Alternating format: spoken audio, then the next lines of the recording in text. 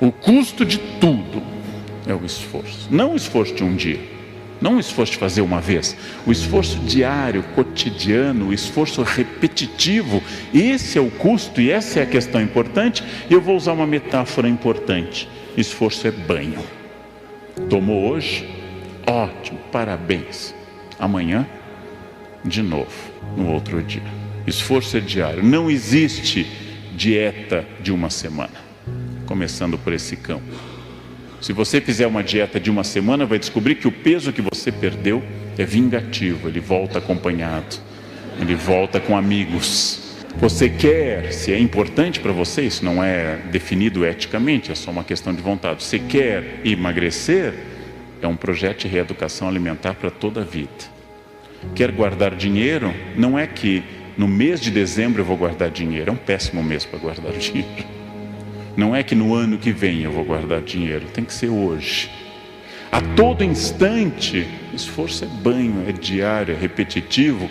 As pessoas chamam isso por uma palavra não tão recente em português, mas muito usada agora: resiliência. A capacidade de enfrentar pequenas crises. As plataformas marítimas não caem por causa de tsunamis, elas caem por causa das marolas diárias. Ninguém mais escuta ninguém. Façam o teste. Ao voltarem a casa hoje, digam à pessoa que lá ficou: eu estou cansado. O que os senhores e as senhoras ouviram? Quem está casado há mais de 12 horas sabe. Eu estou cansado. O que eu escuto em casa? Eu também. Eu acordei às 4, acordei às 13. Eu tenho uma dor de cabeça, eu tenho um tumor. É uma concorrência permanente. Ninguém ouve ninguém.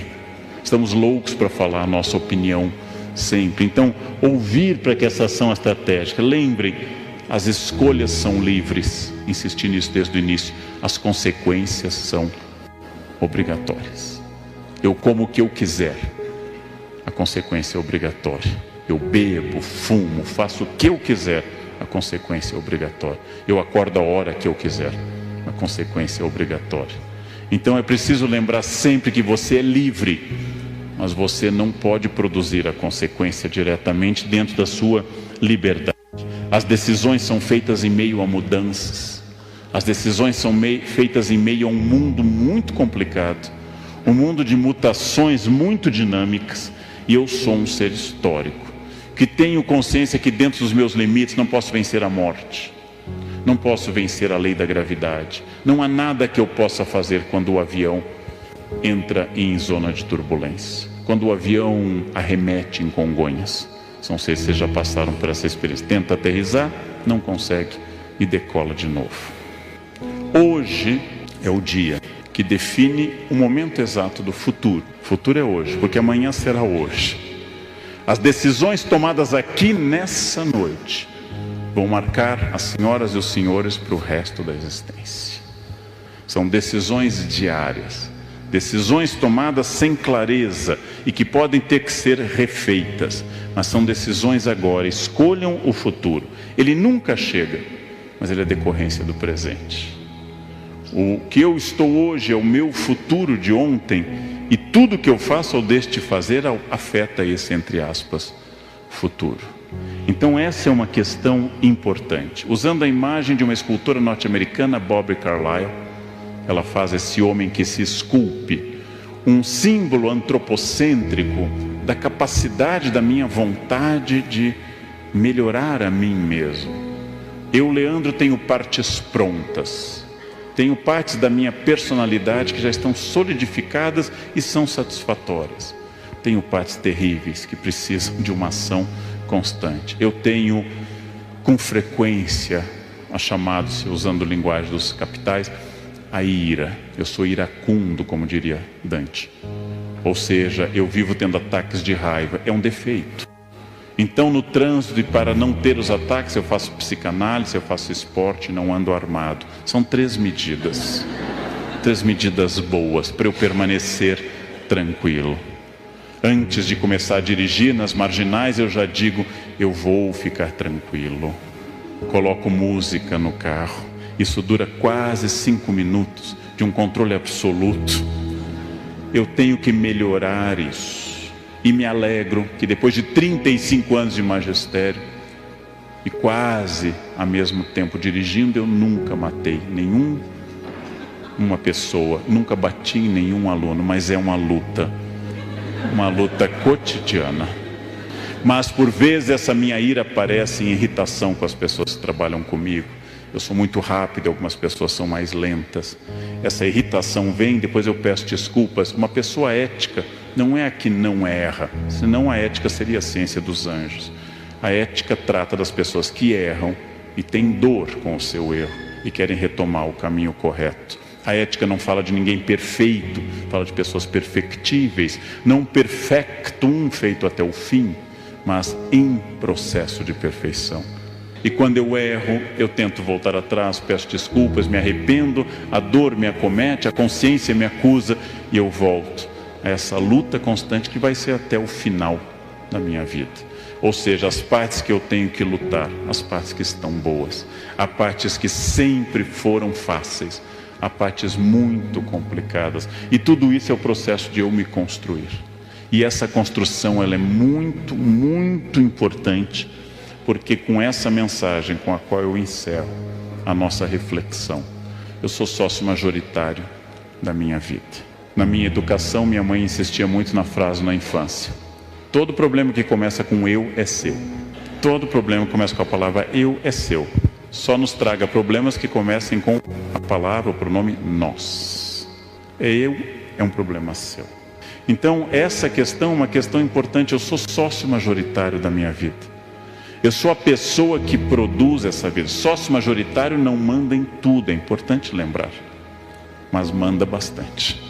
Sócio majoritário não controla tudo, mas tem um imenso controle sobre as pessoas.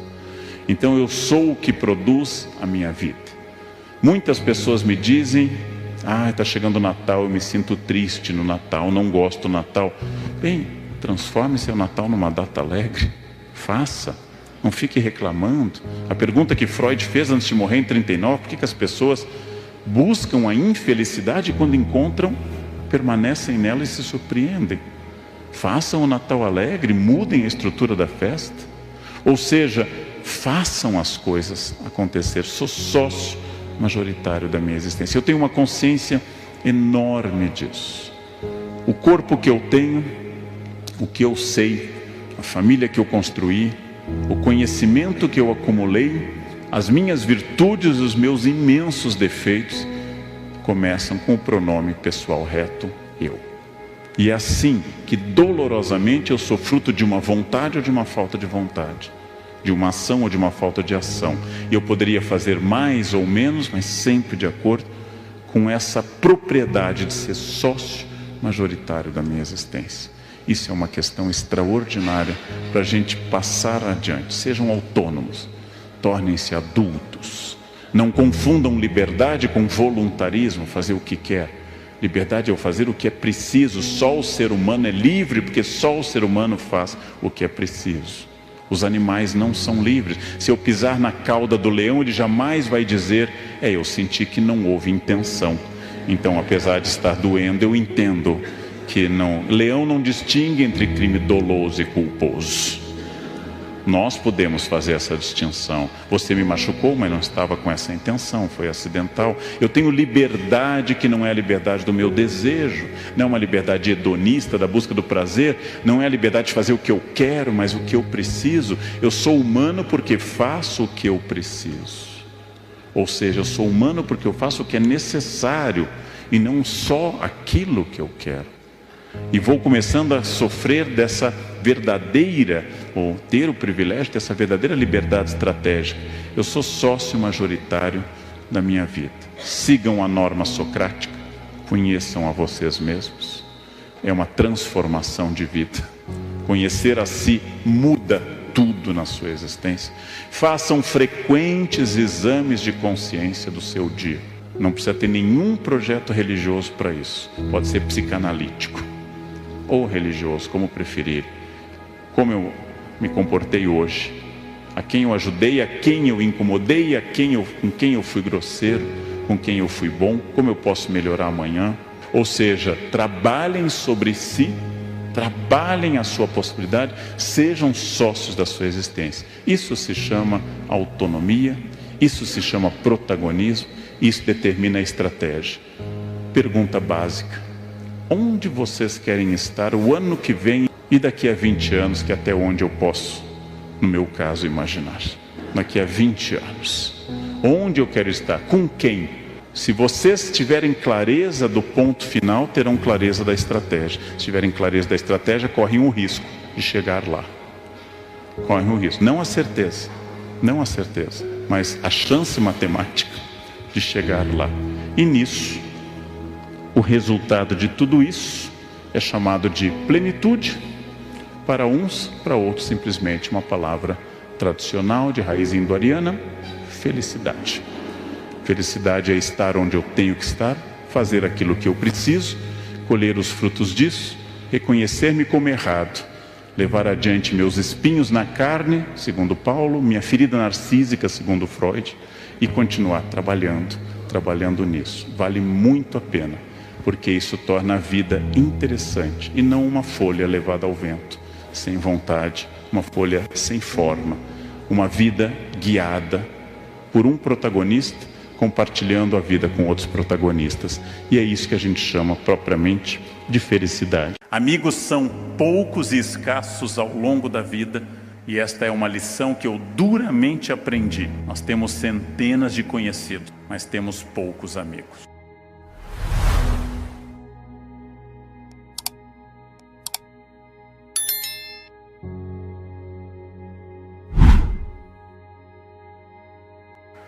O campo ético tem, e esse é o nosso tema de hoje, eu tenho que falar a vocês do ponto de vista racional, por que é melhor ser ético e por que a vida com ética é uma vida mais fácil. E aqui eu vou dar uma das indicações importantes: só pessoas éticas têm amigos.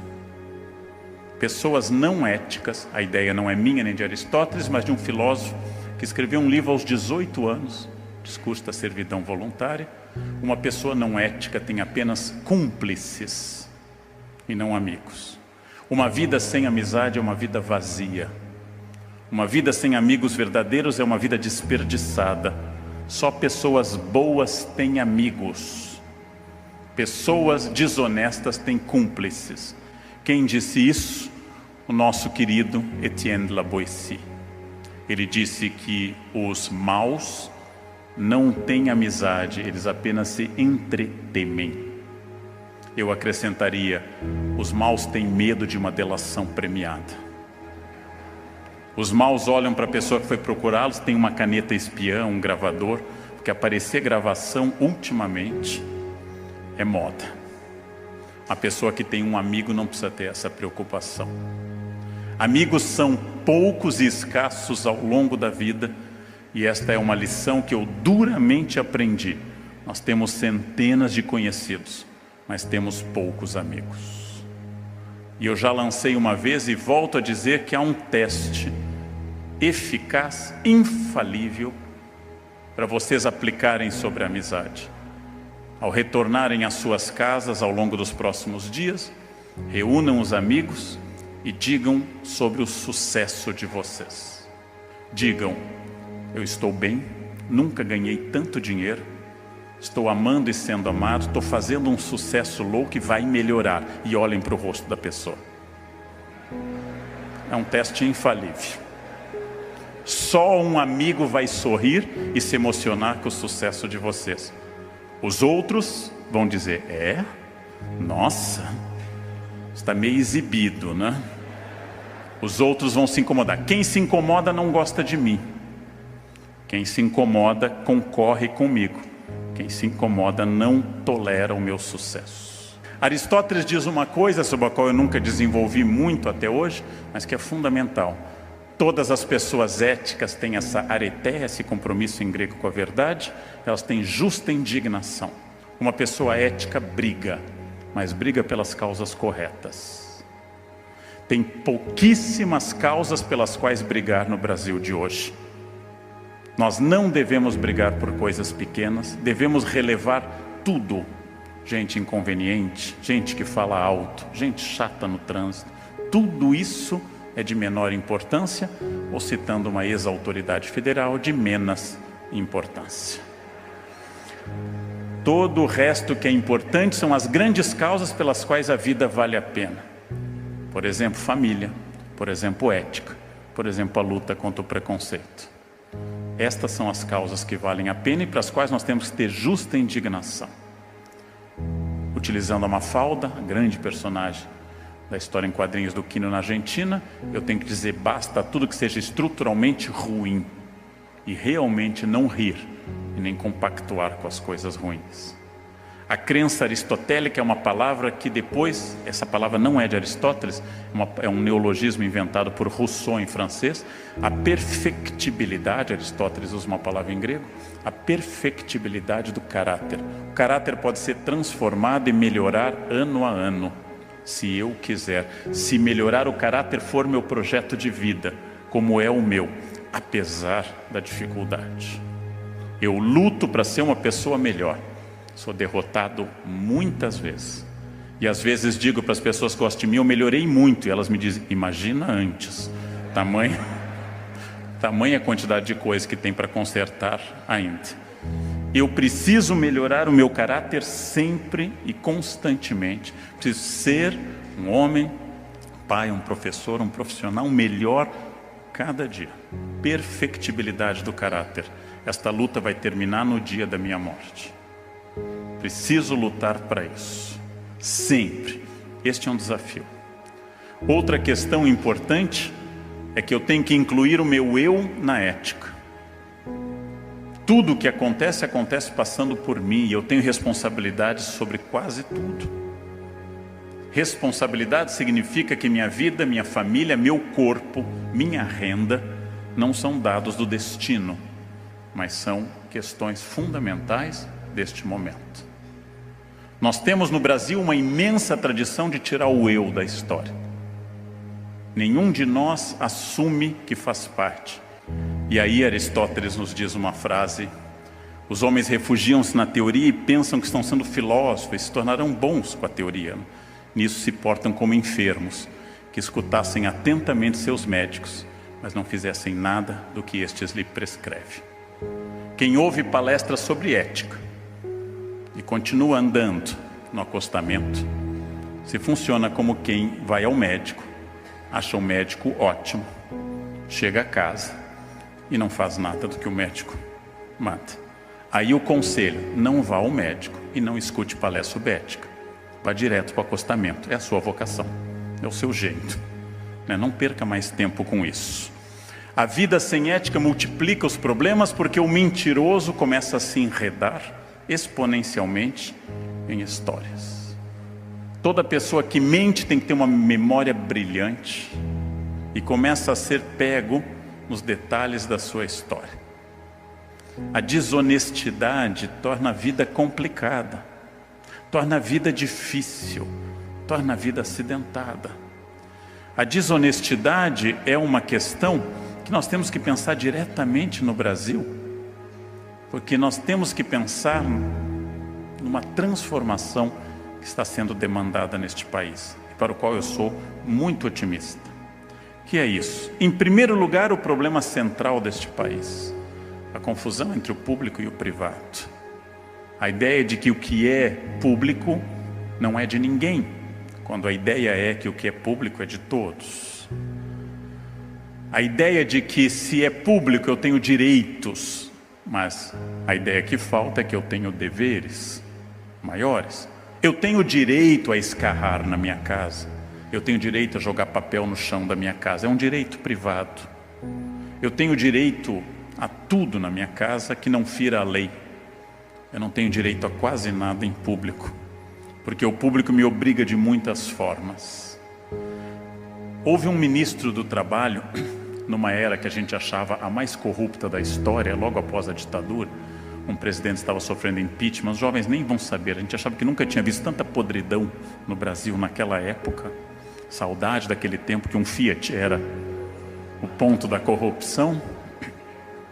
Houve um ministro do trabalho que levou a cadela, de fato, a própria cachorra, para o veterinário em carro do ministério. Descoberto, ele deu a frase exemplar que cachorro também era gente. O ministro achava que a nossa crítica era ao tratamento dado ao cachorro. Não era. Podia ter sido levada ou não levada. O problema não era o cachorro, a cadela. O problema era o carro público. Podia ser a esposa ficando no mesmo campo. Ou seja, podia ser a mãe, podia ser qualquer outra pessoa. Mas o ministro não pensava nisso. Como um administrador do Rio de Janeiro usava o helicóptero público para levar a babá e o cachorro para a praia. Este não é o problema.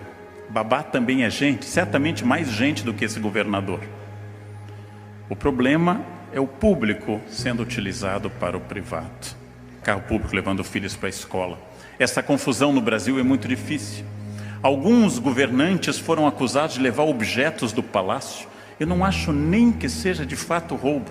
É que eles já não sabem mais a diferença entre o que é deles e o que é do Estado. Parece separação de casal. Isso eu comprei em 1976, você não lembra? Parece que não há mais essa distinção entre público e privado.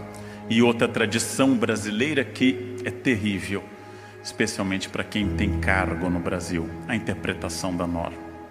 O brasileiro tem uma dificuldade estrutural com a norma, ele interpreta. Eu achei que era para fazer isso, mas hoje estava chovendo. Mas veja, não tinha uma cláusula de umidade do ar para isso. Não, eu não vim para a reunião porque hoje é véspera de feriado. Eu achei que nas vésperas de feriado é muito difícil. O brasileiro acha muito. Às vezes a gente tem que dizer, aqui é um campo que você não precisa achar, só executar. E aqui é um campo que você pode achar. Interpretação da norma é uma característica nossa, muito forte no Brasil. Ela é um pouco da nossa alegria e um pouco do nosso terror. Provavelmente nunca haverá fascismo no Brasil, porque fascismo pressupõe colocar as pessoas em fila para saudar um Führer. Fazer uma fila no Brasil é um sacrifício. Um ia faltar, outro ia perder, uma mãe ia estar doente, ia ter muito buraco na propaganda fascista. O esforço e o trabalho têm que ser retomados como valores. Para isso eu preciso dizer às pessoas que têm menos que elas têm que se esforçar, e aos que têm mais que também têm que se esforçar muito para manter o que têm, ou se quiserem aumentar. E quando eu digo ter o que tem, não é só material, é também pessoal, habilidades e assim por diante. Ninguém merece nada na vida, todos devem obter tudo. Ninguém merece nada. Ninguém vem ao mundo com uma cláusula de habilidade. Eu tenho que restaurar uma coisa importante, que é um projeto de trabalho associado à ética no país. E tenho que dizer a todas as pessoas, especialmente filhos, funcionários e alunos, que é preciso associar a vida a trabalho e ética por muitos e muitos anos. Que o ponto no qual cada um de nós possa ter chegado é um ponto de um esforço extraordinário. Esforço do qual eu me orgulho muito, mas que provavelmente só eu sei o que custou, o preço que cada um de nós pagou. O quanto nós deixamos de aproveitar para aproveitar algo agora. Perspectiva é fundamental, porque perspectiva me dá uma dimensão do ponto onde eu estou em relação aos outros pontos. Perspectiva é um estudo matemático e artístico para mostrar a distância entre os pontos. Perspectiva é aquilo que diz que a cada etapa eu tenho que ver de acordo com uma evolução, uma transformação, como a metamorfose da borboleta. Então vamos dar um pouco de perspectiva quando nós achamos que não há mais nada a fazer. Este é o risco. Precisamos resgatar valores. Precisamos resgatar valores que valham a pena acreditar. Precisamos resgatar o valor do trabalho. Precisamos resgatar os valores das pessoas que amamos. Precisamos resgatar os valores desta vida produtiva que vale a pena. Eu tenho um projeto de vida pessoal, familiar, profissional e também engajado nas minhas organizações de classe. Estes projetos continuam. O Estado atrapalha ou não e deve ser muito influenciado por nós. Mas perspectiva, ponto de onde eu estou falando. de novo do micro ao macro. E aí eu volto a uma ideia.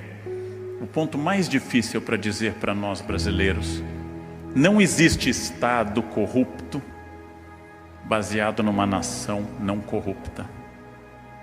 Não existe governo claro e sem corrupção baseado numa nação corrupta.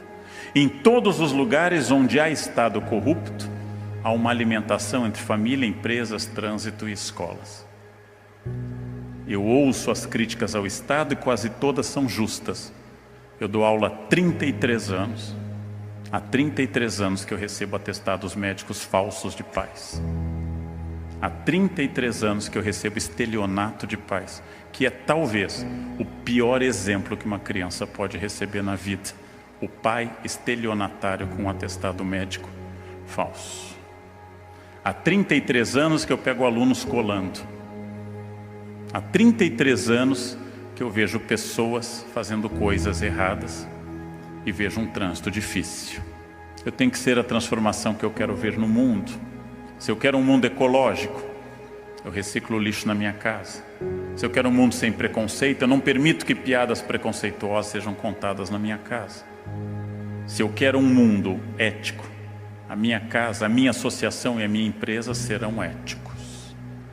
Eu sou a transformação que eu quero ver no mundo.